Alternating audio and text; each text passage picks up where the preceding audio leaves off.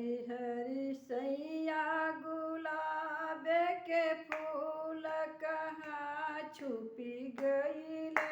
हे हरी हरी हरी सैया गुलाब के फूल कहाँ छुपी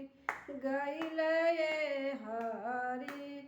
हरी हरी सैया गुलाब के फूल कहाँ छुपी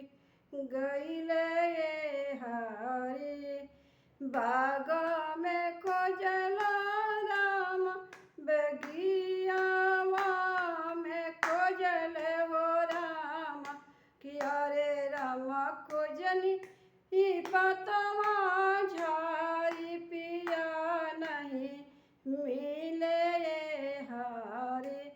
किया हो राम खोजनी जंगलवा झारी पिया नहीं मिले हरे हरी हरी सैया गुलाब के फूल कहाँ छुपी गईल हरी हरी हरी सैया गुलाब के फूल कहाँ छुपी गईल हरी कोठा पर खोजनी को ठरिया पर खोजनी हो रामा अहो रामा खोजनी खिड़किया छारी पिया नहीं मिले हरी हो रामा खोजनी खिड़किया छारी पिया नहीं मिले हरी हरी हरी सैया गुलाब के फूल कहाँ छुपी गईल हरी हरी हरी सैया गुलाब के फूल कहाँ छुपी गईल हरी सेजा पर खोजनी राम सेजरिया पर खोजनी हो राम सेजा पर खोजनी राम सेजरिया पर खोजनी हो राम किया रे राम खोजनी तकियावा छारी पिया नहीं मिले हरी किया हो रामा खोजनी तकियावा छारी पिया नहीं मिले हरी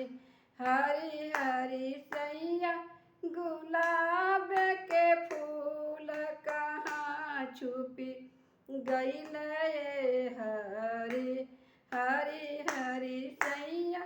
गुलाब के फूल कहाँ छुपी गईल हरी हरी हरी सैया गुलाब के फूल कहाँ छुपी गईल हरी बाग में खोजनी राम बगियावा में खोजनी हो राम